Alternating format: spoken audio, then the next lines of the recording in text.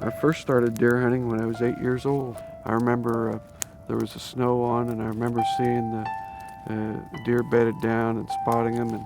And I had an old military British Enfield rifle that my dad had bought at a dog sale that I shot the deer with, and I couldn't believe it when I got it.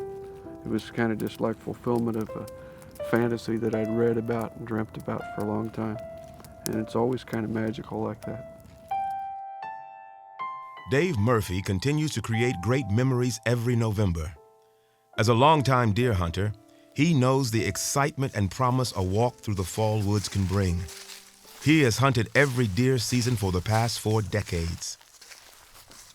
Murphy is also the executive director of the Conservation Federation of Missouri, which is the state's largest private conservation organization. It is also one of the oldest in the nation. In his work with the Federation, Murphy has come to know the profound social and economic aspects of the phenomenon we know as deer season.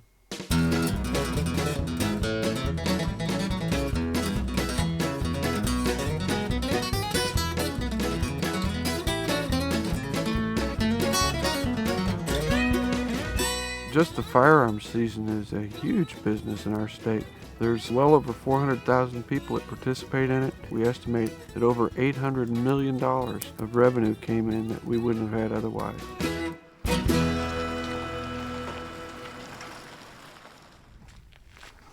The tiny Handy Church in rural Ripley County is a case in point.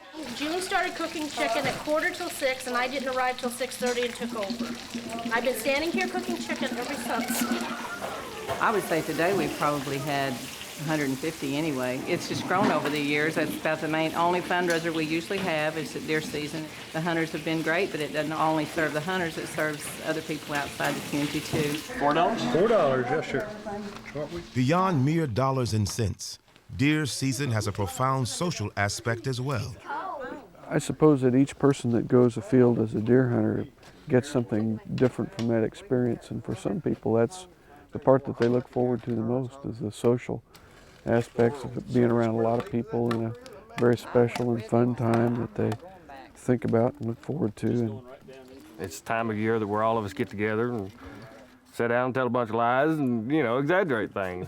He was sitting in the stand and he said, "Lauren, deer, deer." One of those things that's supposed to be pretty special turned out, well, And I looked over there and he said, "Oh, shh, shh, shh." He kept going, "Oh, oh." it wasn't that greed come over, but it was one of them situations where there wasn't time for her to react to it. Oh, and all of a sudden he's like, "It's fixing to run." Pop. Kind of left me to do the deed. Way away can my baby be. The Lord took her away from me. She's gone to heaven, so I got to be good, so I can see my baby when I leave this world. It's really a special time in everybody's life that you can look back and look from the pictures and the cameras and everything. It's great. Trailers with showers, satellite dishes, ATVs, televisions, the modern deer camp can bear little resemblance to the Spartan accommodations of years gone by. But the laughter, the friendship, and the family connections spanning generations are all still there. And the tradition of deer camp continues to grow.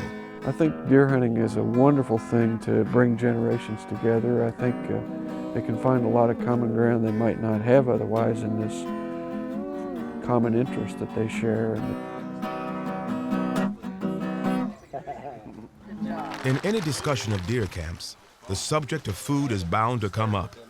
With many hungry mouths to feed, cooking at deer camp has been elevated to a high art. Straight hamburgers, like that grandma used to cook back in the day. She just throw it in the skillet and say, "You boys want something, get your light bread and get on out there." This man right here been trying to cook these mashed potatoes, so that's what he called them anyway. I bet they smell good though. Get your plate. Hey, you ever grab your plate, guys? This whole thing with deer season is really a cultural revolution of sorts. Since the whole restoration of whitetails began in the 40s and 50s, And modern deer season started back in the late 50s and early 60s. It's really grown into a big cultural event. There are card games, there are storytellings, there are friendship renewals that can happen in no other way that they happen in deer camp.